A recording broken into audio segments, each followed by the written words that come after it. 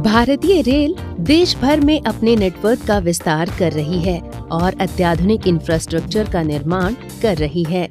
इसी क्रम में पश्चिम बंगाल में रेलवे से जुड़ी कई परियोजनाओं को शुरू किया गया है।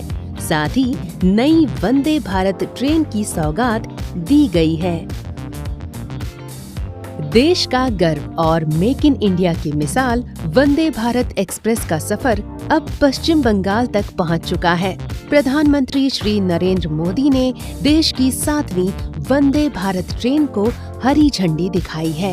हावड़ा से न्यू जलपाईगुड़ी तक चलने वाली ये ट्रेन 561 किलोमीटर की दूरी महज 7.5 घंटे में तय करेगी। इसी अमृत महोत्सव में देश ने 475 वंदे भारत ट्रेन शुरू करने का संकल्प लिया था। आज इसी में से एक हावड़ा न्यू जलपाईगुड़ी वंदे भारत ट्रेन यहां कोलकाता से शुरू हुई है। रास्ते में ये बोलपुर, मालदा टाउन और बारसोई स्टेशनों पर रुकेगी एवं यात्रियों को कम समय में तीव्र, सुरक्षित और आरामदायक सफर का अनुभव कराएगी। So this train has bio-vacuum toilets, it has CCTV cameras and fully automated doors.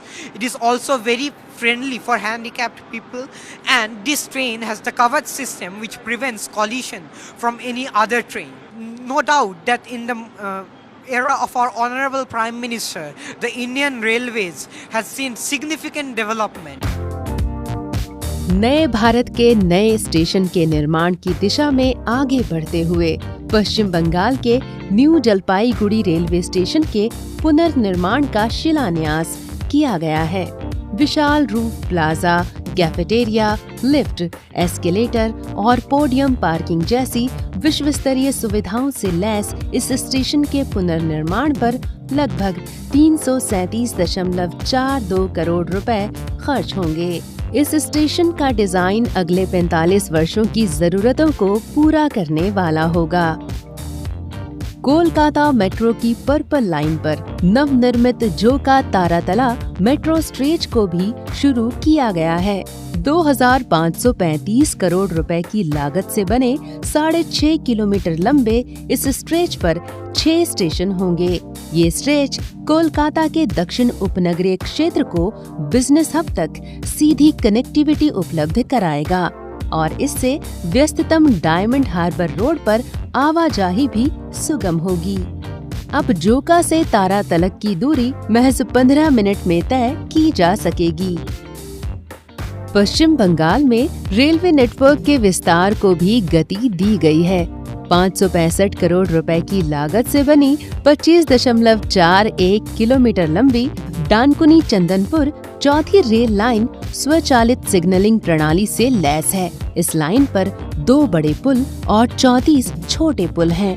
इस रेल लाइन से हावड़ा में उपनगरीय ट्रेनों के परिचालन में तेजी आएगी। पश्चिम बंगाल में बोईची शक्तिगढ़ तीसरी लाइन का विस्तार भी पूरा हो चुका है। 405 करोड़ रुपए की लागत से निर्मित 25.83 किलोमीटर लंबी इस रेल लाइन के बनने से हावड़ा वर्धमान मुख्य एवं कॉर्ड लाइन की क्षमता में बढ़ोतरी होगी।